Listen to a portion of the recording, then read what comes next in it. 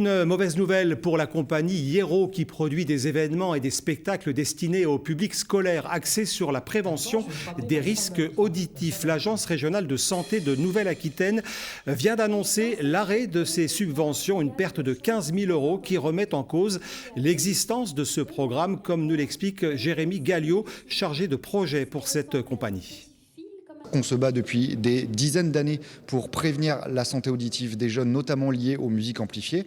Ce spectacle est une illustration, la plus belle en tout cas, de différentes actions qu'on fait pour prévenir ces risques. Hélas, tout est remis en cause parce qu'on vient de perdre l'intégralité de nos financements par le ministère de la Santé via l'ARS sur ces thématiques. Et c'est le cas de nos homologues dans toute la région. Et pourtant, c'est la seule région de France où ça disparaît.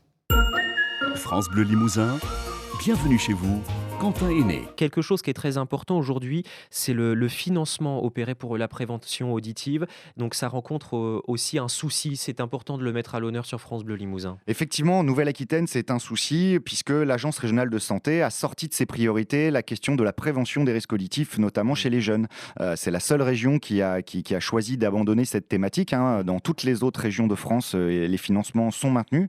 Mais ici, en région Nouvelle-Aquitaine, ça s'arrête et c'est un grand problème, évidemment, notamment pour la fédération Hiero comme pour toutes les autres structures, puisque si on n'a pas d'autres crédits santé, on risque d'être quasi obligé d'arrêter vos actions, oui, clairement. De manière très significative et peut-être définitivement en 2025.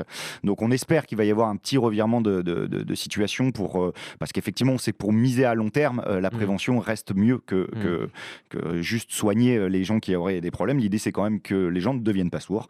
Et c'est pourquoi nous, on souhaitera, par militantisme, continuer quelques actions, mais il y en a certaines, et notamment ce concert pédagogique qui touchait jusqu'à 7000 jeunes en Limousin par an, qui va être remis en cause.